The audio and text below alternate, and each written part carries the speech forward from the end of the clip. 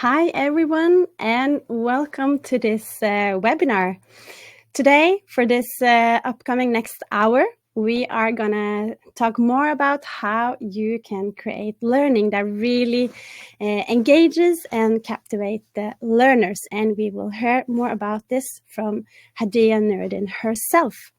But while people are logging in, I think we should just give them some time. And while we wait, why don't you hit the chat tab and write where you are all located. I know we have a lot of people from all around the world, so it'd be cool to see where you are sitting today. Here we go. Okay. Katie from Maryland, USA. Cool. And we have from Copenhagen. Nice, in Denmark. Myself, I am sitting in Oslo, in Norway. And we also have Frank here from Chicago. Cool. And here also Terry. Nice. He's sitting in Essex, UK. Really, really cool to see and fun that we have people joining from all around. I'll start sharing my slides as well. There we go.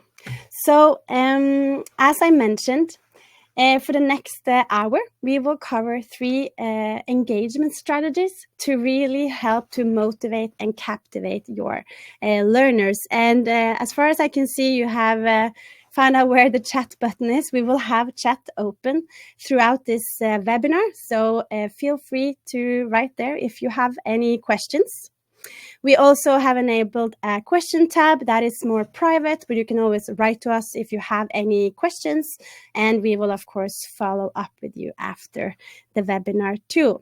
And just so you know, this webinar is recorded, and you will also get the recording after, so to your email. So just for you to know. Okay, I think we are ready to get started. 2 minutes over, so let us just get started here. My name is Stine, and I am a senior instructional designer here at We Are Learning. And today the webinar is hosted by us in We Are Learning. And if you're wondering what We Are is all about, we are a next generation course authoring tool for immersive learning. So with our tool, you can create explainer videos, animations, but also more scenario-based training where you have different branches and so on. And down below here, you also have a QR code. If you want to know more, you can always scan this code and we will reach out to you after this webinar with some more information. And here you also have my beautiful colleagues. This is the team. We are an international team, primarily based in Scandinavia and specifically in Norway. And today we are going to talk about 3 engagement strategies to really motivate and captivate your learners. And I think this is a very important and interesting topic and often a challenge for instructional designers. I truly know how it is. And we all have taken those very traditional e-learning courses with a lot of text and also a lot of click next buttons. And so I think you all know kind of those typical courses, but how can you really turn those courses into something that really is engaging and also really sticks to the learner? So how can you really turn this around? Before we kind of dive into this topic, I quickly want to talk about my own experience with this. A year ago, actually, I created a cybersecurity course for a huge investment company, and they have experienced a data breach and lost a lot of money to hackers. And now they were ready to really create some training and inform their employees what they should think of. And they wanted to inform about rules, procedures, guidelines, and what to think of if something happens. Very relatable for a lot of companies, I guess. But that is fine to inform about those things. But how can you really make this course engaging and captivating? How can you really make the learner understand what this really means for them? How can you really talk to their feelings? And how can you really make them think, okay, how could this affect me? What will this mean in my workday, in my life? And that is questions to ask and questions to reflect upon. I know there's a lot of cybersecurity courses out there. So a good starting point to have in mind when we're diving into this topic. And I know this is something our guest speaker, Hadiya, knows all about. And just to give you an introduction of Hadiya, she's an award-winning senior learning designer, strategist, and also e-learning developer. And Hadiya is also the founder and CEO of Duets Learning with over 20 years in the L&D segment.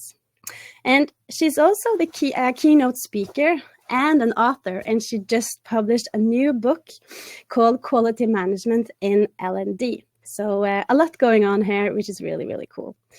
And in 2023, she also received ATD's Outstanding Professional Award and the Learning Guild's Guildmaster Award. So fairly comprehensive and cool resume here. So I think we should just get started. I would love to welcome Hadiya to the stage here. Hi there, Hadiya. Are you with us? Hello, here I am. Yeah. Hi, how are you? I'm good. Good to see so many people on here. Super excited to get started. Yeah, same. I think I'm very excited to hear everything and listen to your presentation. But before we get started, I would love to get some more insight in how you ended up in instructional design. Well, I graduated many moons ago with an English degree. No idea what to do. A war had broken out, so there were very few jobs, let alone for English degrees. But because was also the tech boom was also happening, they needed people to do tech support. They didn't have the highest standards. They're like, can you talk? Yes, you're in tech support. So I was doing that even though I knew nothing about computers. But I worshiped that time. That was the best time to set me up for what I'm doing now. But it's also a burnout job. You know, I would say no one ever invites you to their office to tell you how great their computer is working. And if they do, it's a trap because then their printer's broke. So it was very stressful and there was a teaching element involved. And so I thought, what is this thing called training? So I said, I'm going to become a trainer. And because the company that I was working, so I was a technical trainer. And then as the company morphed, they were like, we need you to do all the things. So that's when this thing called instructional design entered my life. And even though I've moved several companies and worked for myself and all of this, I never changed careers. I was always that. I fell in love with it then, and I keep doing it now. So that's the short story of how I ended up in instructional design. Nice. Love it. It's a great journey. And I think for many, it's the same kind of journey, how they ended up in instructional design. And it's such a big and broad topic. So, and with your experience also, it's, I'm very excited for this webinar. I think before I give you the word, I would love to just have a poll. So here my colleague Maria would just add a poll to this conversation. Here we go in the bottom here. Let me see. Okay, so what's your biggest challenge in keeping learners engaged? So we would love to get your insight on this. So is it maintaining interest throughout the course? Is it making content more interactive, or is it content making relatable content, or is it encouraging participants in training activities? These are all challenges for sure, and something we all work on every day as instructional designers. So I see we have some answers here. So at the moment, okay, the biggest one, 33% encouraging participants. Oh, it's changing. So I'll need to give it a few more seconds here. There we go.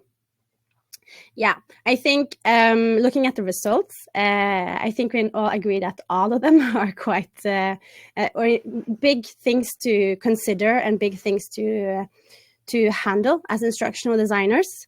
It is difficult making content interactive, or it has been, and also making the interest throughout the course, how to make it engaging throughout the whole course period. And courses could be long.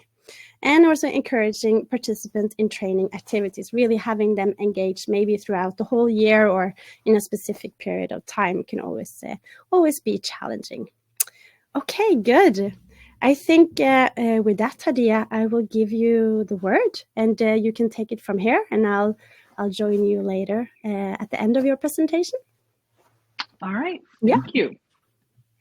So those were interesting choices there. I think what is true often is, even though we have the bells and whistles and the tools to make something interactive, it's the authenticity of that interaction that's a challenge. We're all probably guilty of a little click and reveal where you click a button and there's the text, and we call that interaction, but it's not authentic. It doesn't speak to the actual experience the learner is going to have. I don't know, maybe they have a job where they're just clicking. But if they don't, and they're living real life experiences, how do we take those clicks, which is honestly a limitation of the tools we use, not so much what we want to provide.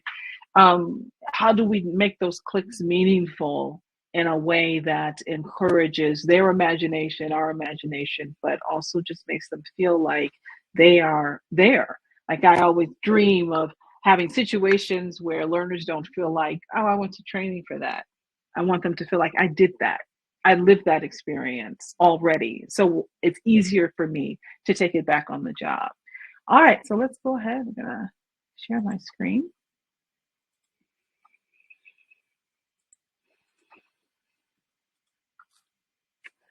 Okay, so I'm going to talk about 3 engagement strategies that I often talk about quite a bit. I just wanted to make sure I see the chat right quick. There we go. These are 3 topics or 3 strategies that I employ a lot, and I also talk a lot about in conferences and mention in books and what have you. But I'm going to talk about them at a very high level. We don't have a lot of time, so I'm just going to dive into the heart of each one of these. So engagement is one of those things that's hard to define. I always say that you can write something on a gum wrapper, but if it's engaging and it's relevant and it's meaningful to me, then I'm hooked. It has my attention. I don't need necessarily lots of bells and whistles. If you're speaking to me and you're going to make my life easier, then I am happy to read your gum wrapper. So it's hard to explain and define exactly what it means to be engaging. So these are 3 reasons why we want to invest in that. One is it drives motivation. Yeah, I don't have any of you who are involved in e-learning, even instructor-led. I mean, we talk about low engagement for e-learning, but I can't be the only one who's teaching a class and saw students just nodding back and forth. I'm sure it's just because they stayed out late. But keeping them engaged throughout period is an interesting any learning experience. Keeping me engaged as an instructor, keeping me engaged in a learning experience is also a challenge as well. So driving motivation to keep them interested throughout enhances retention, having them remember it. What's the point if they don't remember what happened? Sometimes in our strive, though, to be really engaging, that engagement artifice that we put in place sometimes overrides what people are remembering. I love gamification. However, I think that learning how to build a game takes a lot of time and a lot of work. And sometimes we built this complicated device thing that has all these moving parts, and the learner doesn't necessarily remember what we're supposed to be learning. They're just like, where do I put this card? What goes, how much time do we have? It just overwhelms what the course is supposed to be about, as opposed to the content itself. All right, so encourages application. I want to do this. I mean, have you been in a class where you saw a formula and you're like, I want to try that. I want to try that methodology. That's what we want them to do. We want them to go back and want to try it. So these are the reasons why, or there's many reasons why, but these are some of the reasons why we're very interested in making sure our learners are engaged, because all of our research and all of the content we have, all of that, none of that matters if they're not going to embrace it and use it as their own.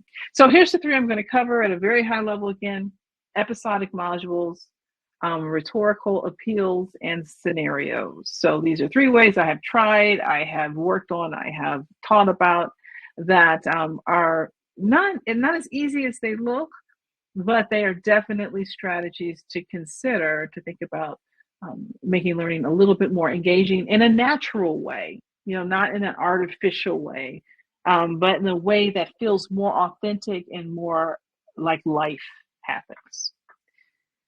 So we're going to start with episodic modules. And this idea came from a presentation I did at DevLearn for the Learning Guild called The Art of the Serial. And it was about the fact that we are hooked on serial television and even videos and all of that. There's some of us are. But can we steal from what they're doing and apply it to our modules?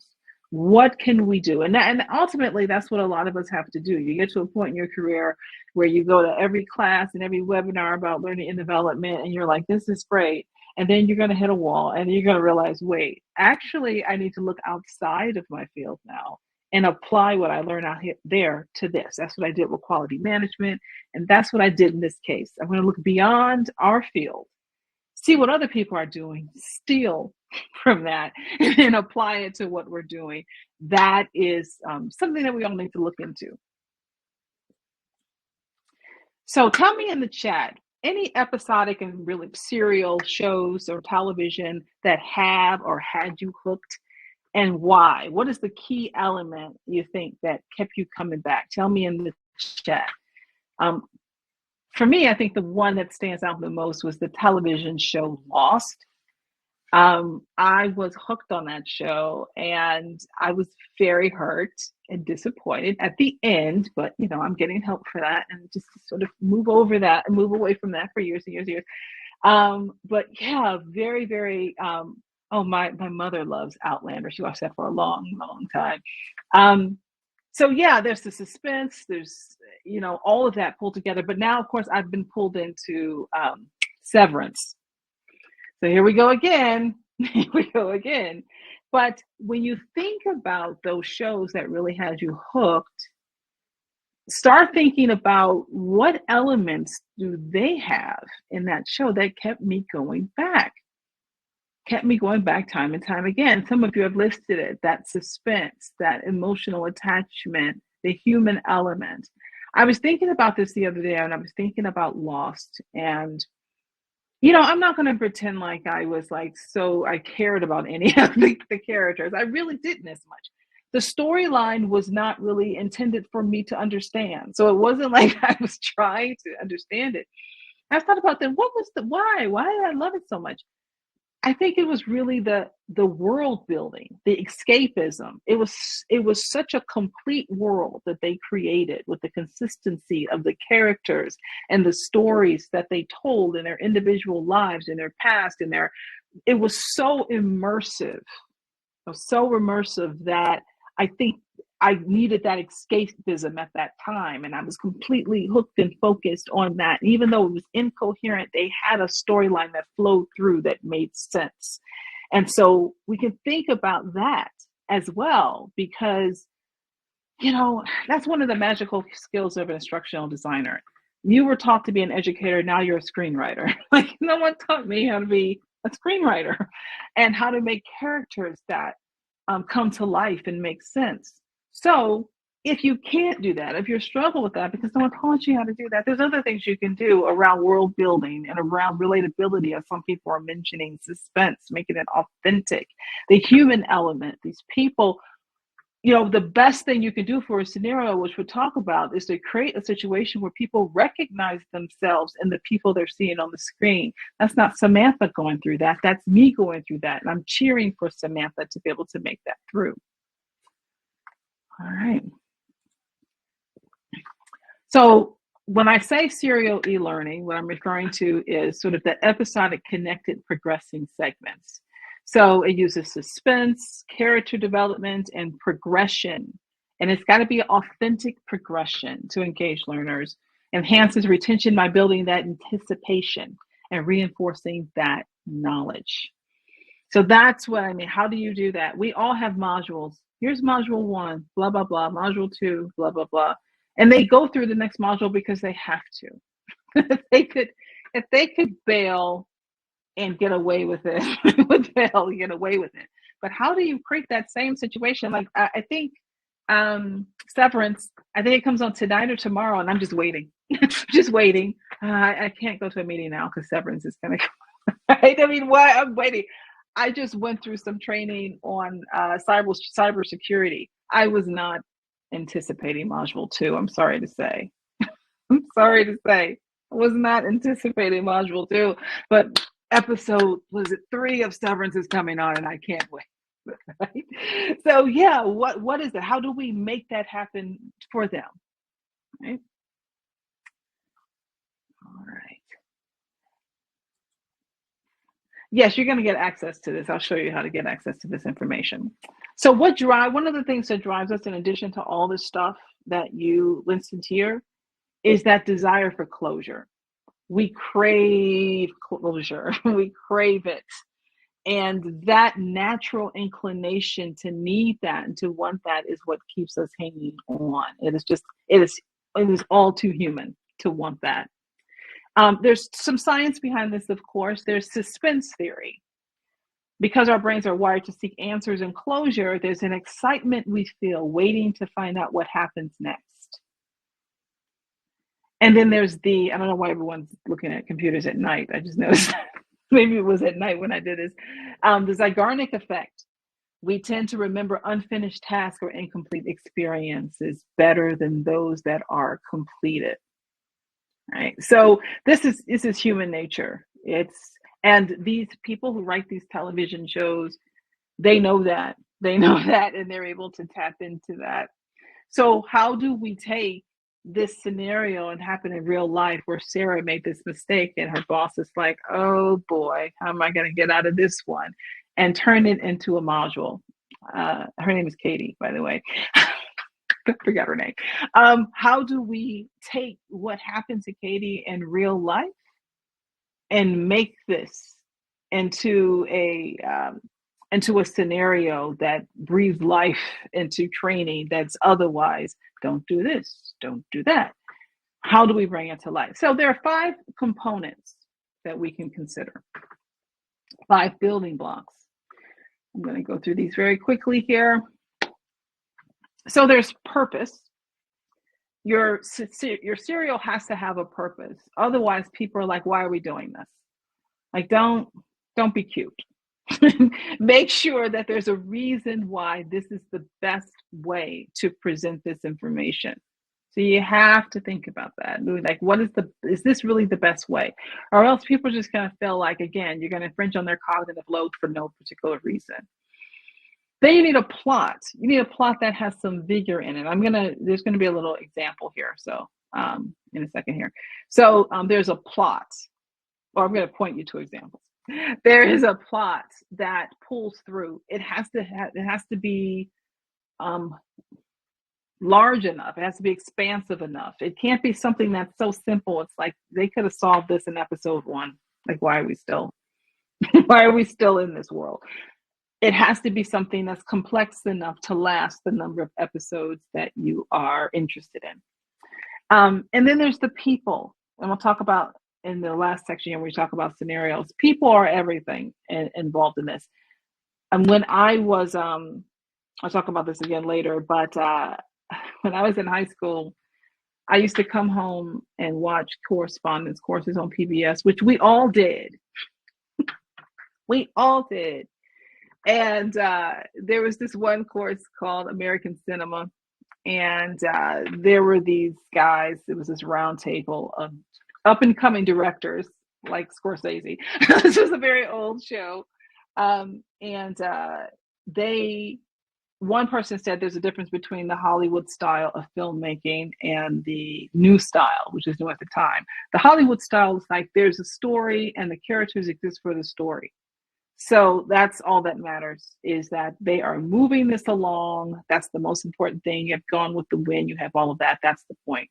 The new style is that you have this character and you're just walking through life with them. It focuses on the character. So that's when you have something like a Taxi Driver or something. I'm dating myself. I've never actually seen these movies. I'm kidding. I'm dating myself. But those types of films where you are doing a character study and you're following them along, those are the types of scenarios I want you to make, where you have content, but let's see the content through this person's eyes. Let's live it with this person. And then a process.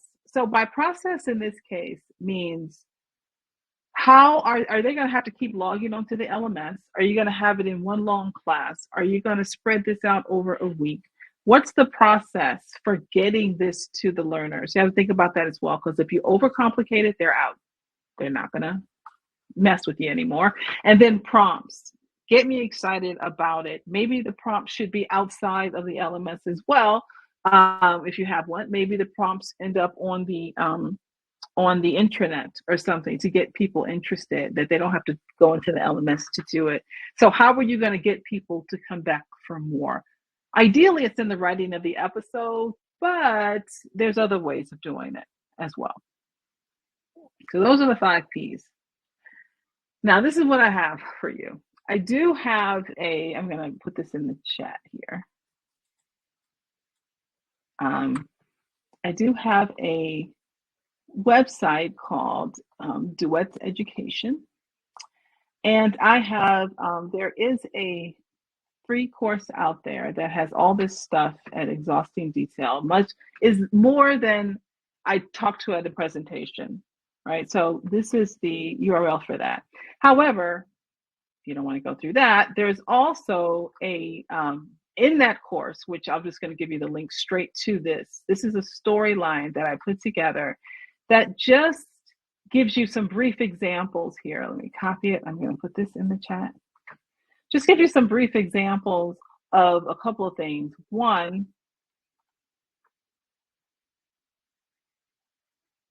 let's see here. One, it gives you just sort of what it's about. This one is about navigating complex projects. That's one.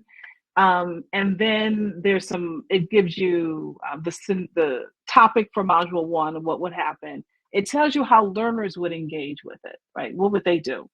And it gives you what the cliffhanger would be. So it gives you 4 options around that. It's not the whole course, right? It's just takes you through module 1 would do this, module 2 would do that, module 3 would do that. But I think what's most important here is it talks about how the learner is going to engage with all of that, right? Let me see, make sure I have the right link for you.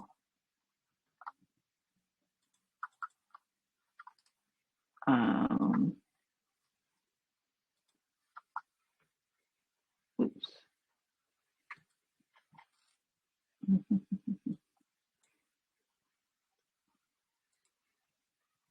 There we go, back to tab. All right. All right, so that's the full link to, yeah, that's what I wanted to see.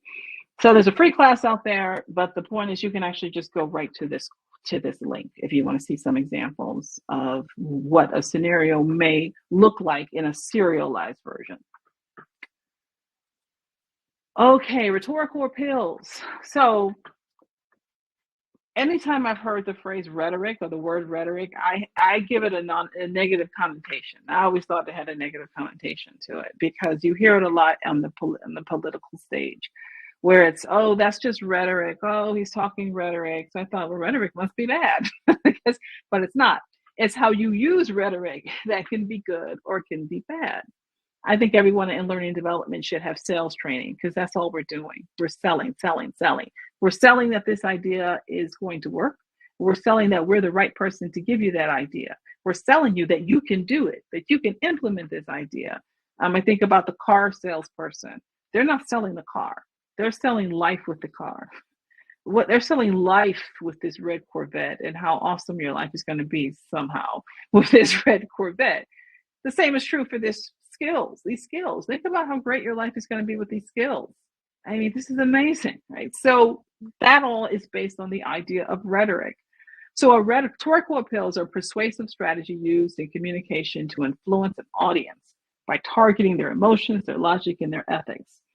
I do want to stress, and there is under West Education, there is a free course all about the art of the appeal here, rhetorical appeals. It's called the Rhetorical Edge. And what this says, or what this is all about, is it's different from manipulation. Manipulation is when you are lying in order to get people to do something. Rhetoric is when you're telling them the truth, but you are presenting it in a way that is to their advantage. Right. So that's a big difference there to keep in mind, because I know you get the ick when you start thinking about, I don't want to have to convince people. Yeah, you kind of do. He's going to serve in their best interest. There's 4 key, you probably heard of rhetorical devices before. But rhetorical appeal is a little higher level in that it is the strategy, and the rhetorical devices help implement the strategy. But the appeals are what your intent is and what your goal is. There's 4 of them. One is ethos, kairos, logos, and pathos. Ethos is all about, hold on for a minute, computer. Oops, hold on. Yeah, ethos is about character, is what that is. It is about the person who actually is talking and whether or not they are credible. That's what ethos is all about. Kairos is about time, trying to urge you based on time. There's only 5 left. You better come in now to get them. The early bird special ends on next week. You gotta come on, because time is of the essence there.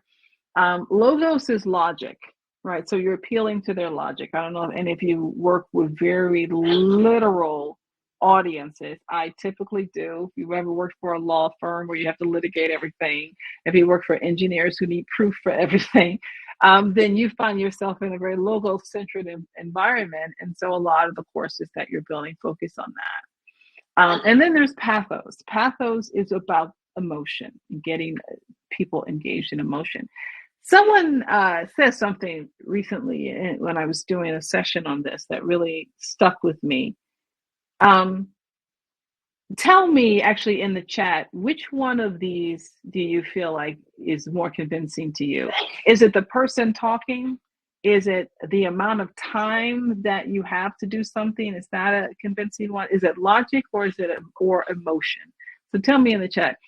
So a lot of people, they can't wait to say logos. They raise their hand just as fast because they're such a logical person.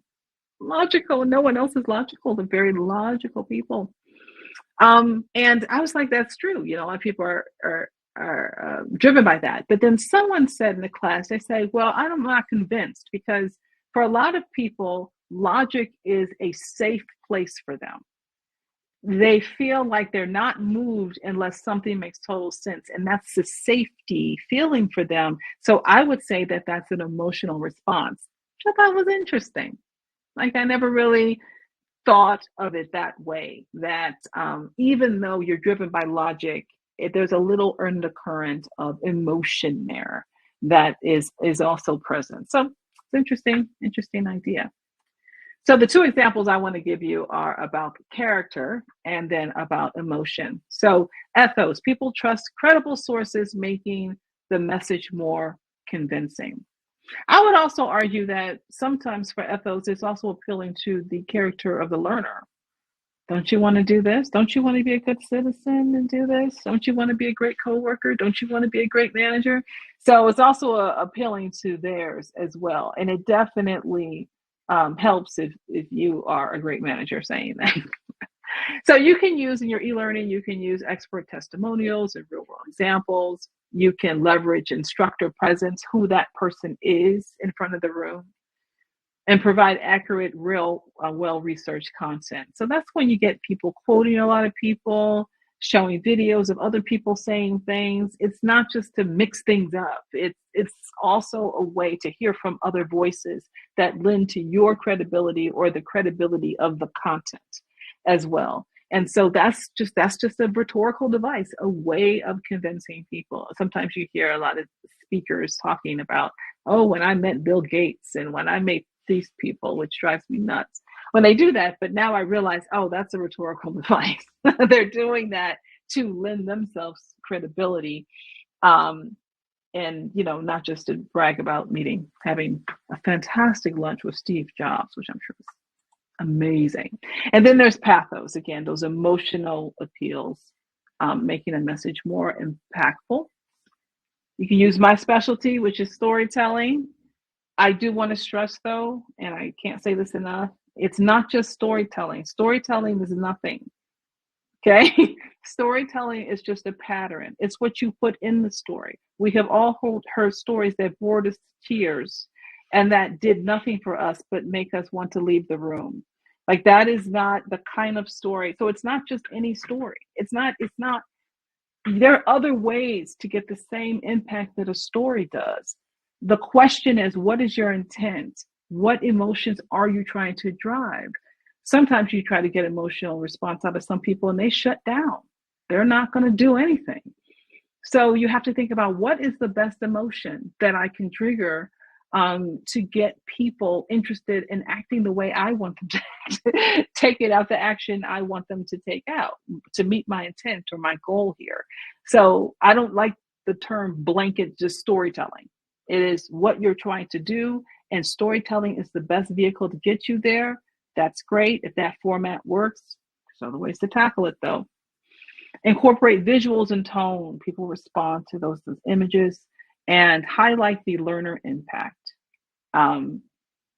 We have, I think they do this all over the world. We have radio station call letters, like WAFJ or something like that. And someone said everyone's favorite radio station is WIIFM. They want to hear about what's in it for them. What's in it for them. All right. And then next, and finally, we have scenarios. So what's challenging? Tell me in the chat, what's challenging about designing scenarios for those of you who do it? As you are writing those things, and talk a little bit about, again, that people connection. So speaking of ethos there, John Truby is a screenwriting instructor. And I saw a video from him once where he talked about how the plot comes from the people. It comes from the people. It's not necessarily the story. It is the story of this person's life. So it always comes from the people. And so the fundamental weakness of that character and the character's goal is the story. What do they want? What do they need? And what are they willing to do to get it? That is your story, right? So when people say to me, oh, Hadiya, I can't create a story out of compliance training, I say, you're right. Absolutely right. You can't do that, because the story is not compliance. The story is people complying. Think about something like ethics training. Yes, you have a policy that you have to teach. I get it. You know, a policy you have to teach, you have a lot of content. But that's not the heart of this. The heart is that an ethics policy is asking me to put the needs of the company above my own. So if I know when I worked internally, we couldn't get gifts from vendors that cost over a certain amount and things like that. I'm like, it's Godiva chocolate. Like, I want to eat that Godiva chocolate. And you're telling me that because of our ethics policy, I have to say, no, I'm sorry, I cannot have that chocolate. That's tough. That's a tough call. That is the story. That is the training. The training is that you have to somehow demonstrate to me that I'm putting the company at great risk, even though I want to go in another direction, right? And of course, that's chocolate. Some people take it a little further than that. So look for what the people are struggling with this content, not necessarily what this content is. I teach for the Association for Talent Development, and I used to teach this class, which I don't think they have anymore, called Scenario-Based E-Learning. And it was based on a book by Ruth Clark. Ruth Clark, write her name down if you don't know. A lot of the theories that we talk about really sort of came from her research, or as she reported it. She's got books, lots of books. And one of those books is called Scenario-Based E-Learning. And she came up with this format, which I thought was great. It's all in that book, but it talks about, I see some of the challenges here with creating a scenario, and a lot of them are just two of them here. They sort of look like it's a technical issue.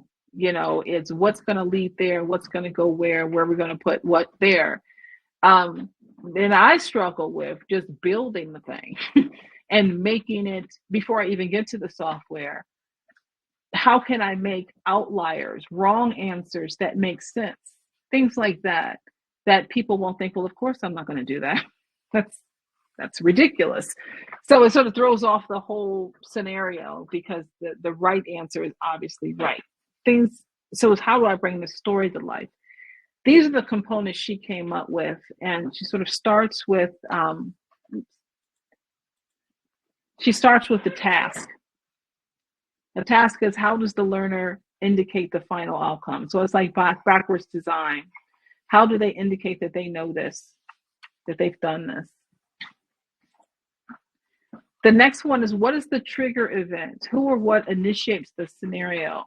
I have a master's in writing, and that was one thing we talked about a lot. How did they end up here? How did they get into the room? You've got to get people into the room. How do you do that? So what was the trigger event that got them into that situation? Then there's the case data, all that stuff around what's the context. Then there's the guidance. Do you give them help throughout? Is it just wrong, or is it think about going in this direction instead? What feedback are you going to give them? There's feedback that's like, again, that's wrong, or nope, you're just going to go down the wrong road forever. You'll be lost there. And then reflection opportunities. That's hard. How do you, in e-learning, how do you focus on that? How do you give them an opportunity to reflect? All right, so again, this is all in a book called Scenario-Based E-Learning by Ruth Clark. And I love this, because it lets me just create a template, a table with each one of these, and then I can sort of spell out exactly what I want to do each block. Okay, this is going to be my trigger event. This is going to be the case data. This is going to be, and case data does a lot of that, but this is going to be the guidance, the feedback, all of that. So it helps me pull all of that together.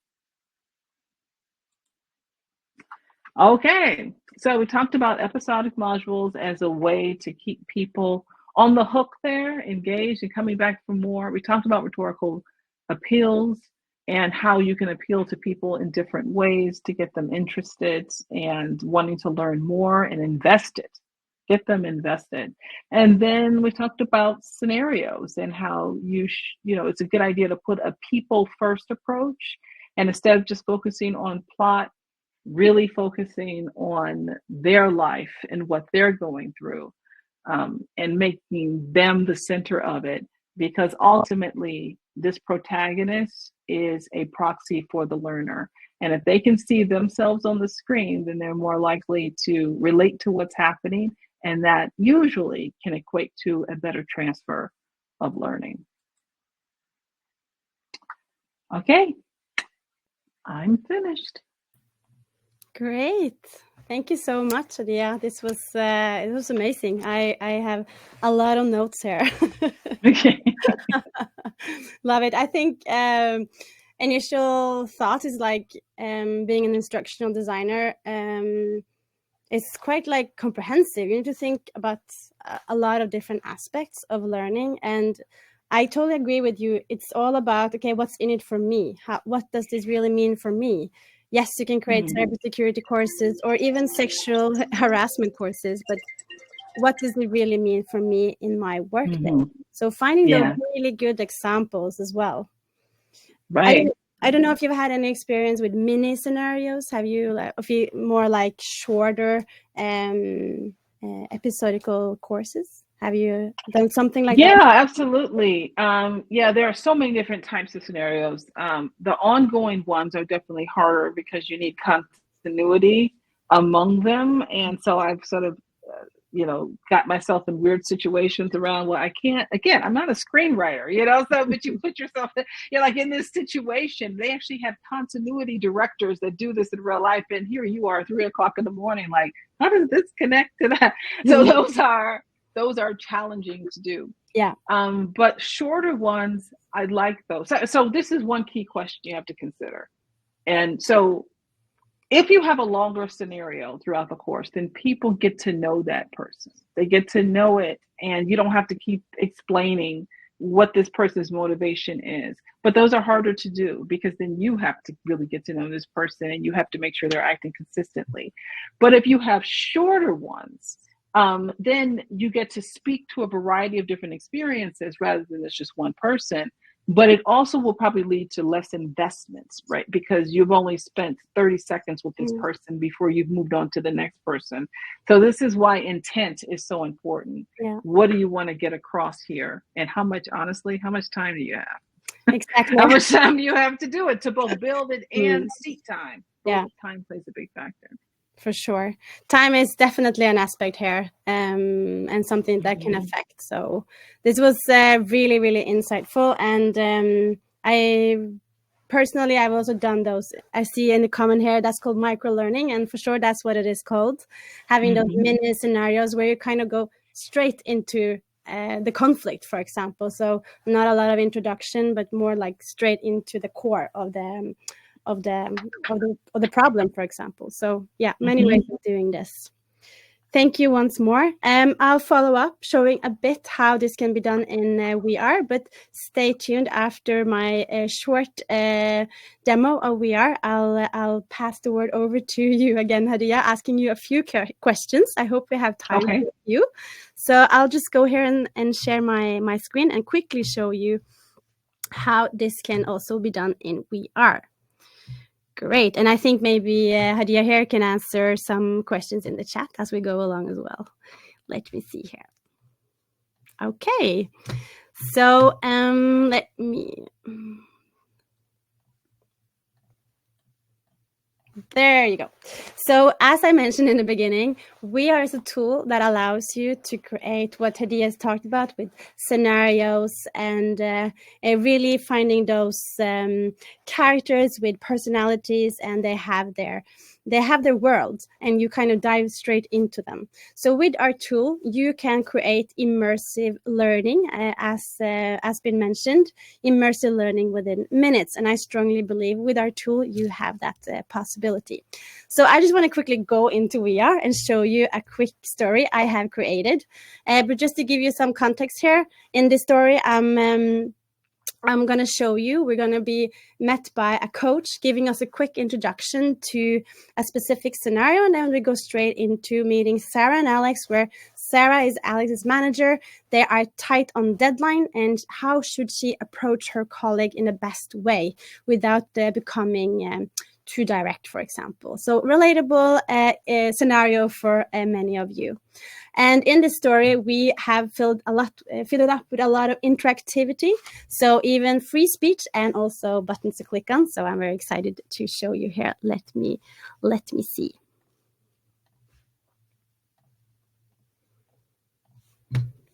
There we go.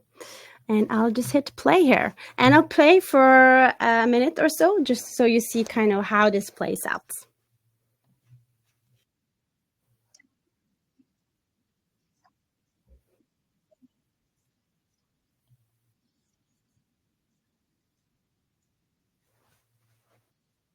Oh, I just got a notification, no audio, and that is very good to be aware of. Let me see here. There we go. Sorry about that. Welcome. Today, we're diving into a common workplace challenge, giving quick feedback without slowing things down. The goal is to offer support efficiently while keeping the momentum going. But before we start, what do you find most challenging about giving feedback to an employee as a manager? And now I need to talk to give her input to be able to proceed in the story. Giving a clear and direct feedback without becoming too strict or too harsh.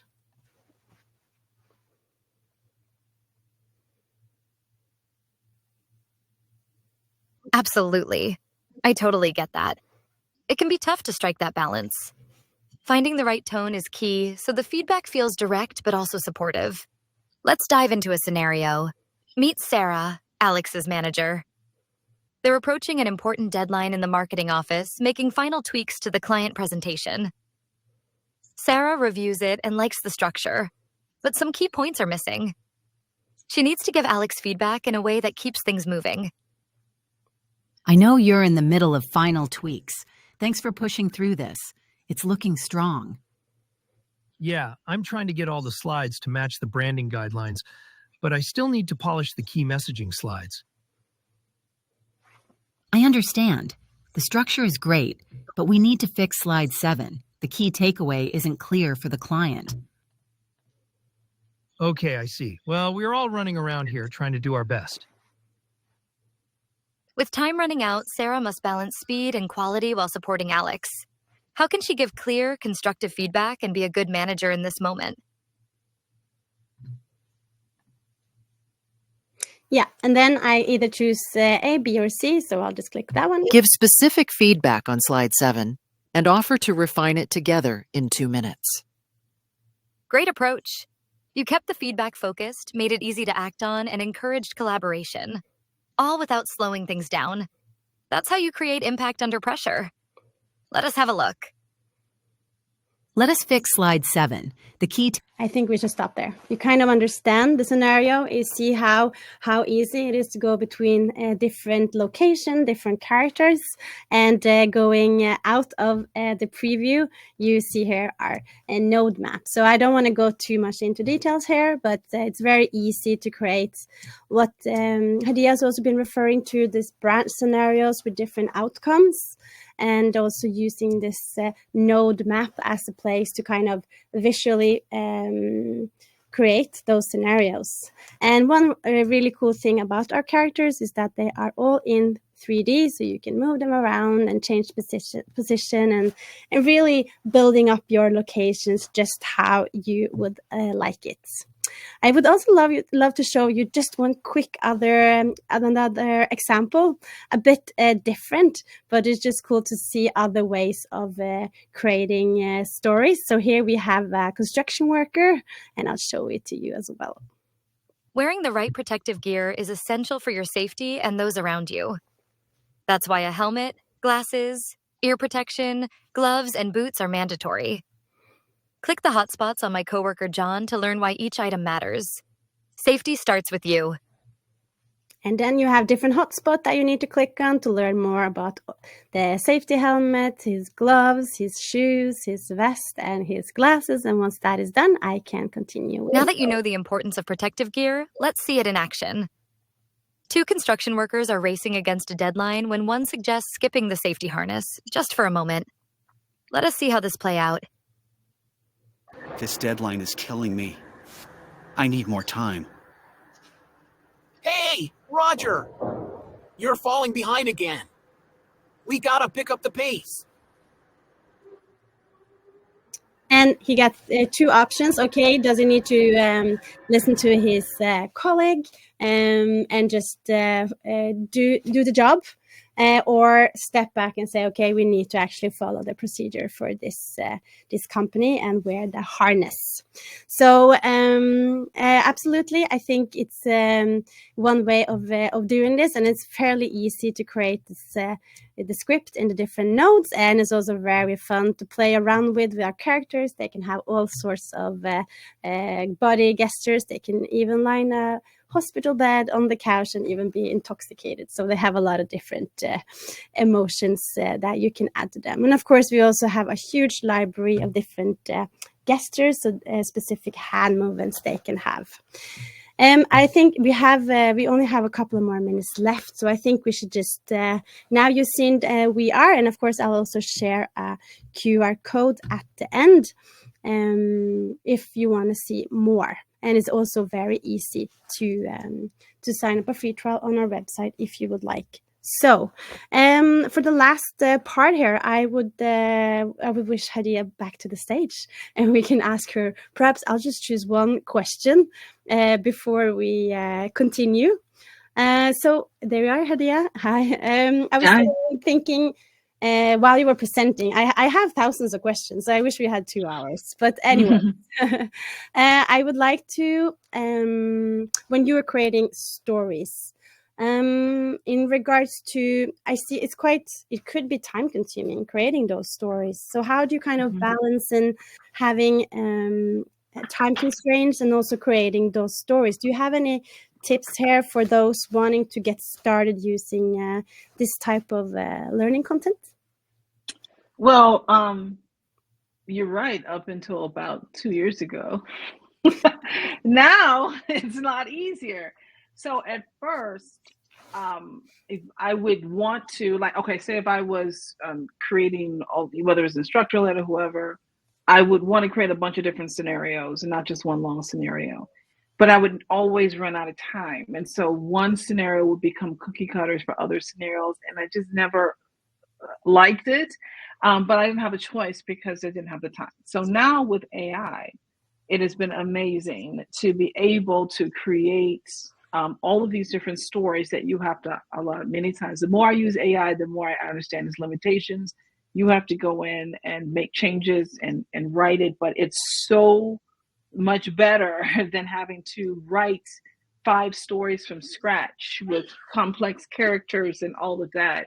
So AI definitely has given me the ability to expand my universes and to add more characters and to give more groups opportunities to see things from different perspectives. You know, this person is struggling with that, this person. I mean, even to create the same scenario with 5 characters with 5 different perspectives. I've done that before, and it's been fantastic. Look at this from the manager's role. Look at this from the employee's role. Look at this from their supervisor. It's really been great. So, you know, I'm not the greatest at prompting. You know, my prompts are basically like longer, shorter, you know, do this, do that. I'm kind of a lazy prompter. So if I can do that with lazy prompting, those of you who are really good with good prompting can probably pull something together really nice. I totally agree. We also use AI when we create demos, for example. It's amazing how fast you can create even the nested dialogues and the different options. And yeah, a lot has been, we use that a lot in the content production. So I totally follow that one. Yeah.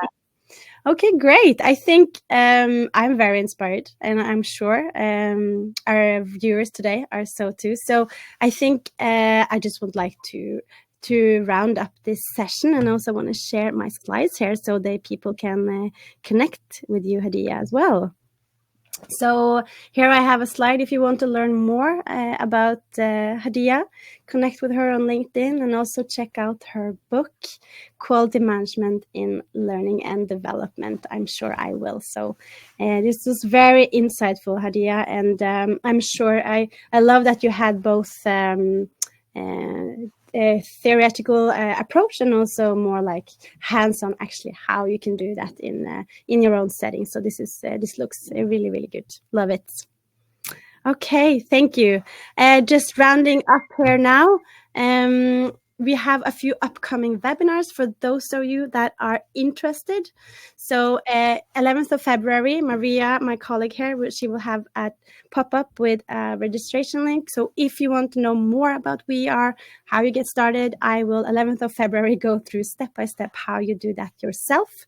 So here you can sign up. If the time is not perfect, we always send the recording to your email after. So here I go step-by-step how you create immersive learning content yourself. And also 13th of February, I'm having another webinar together with Anna Pauli from iSpring, where we will dive more into this micro-learning part. And I'm for sure I will cover more of those mini scenarios that I just showed. So here we will talk about AI-powered micro-learning and strategies for quick course creation. So feel free to join if you would like so. Other than that, I would just round up this session. Once again, thank you, Hadiya, for your time and your insights. Okay. Yeah. Thank you very much. Thank you.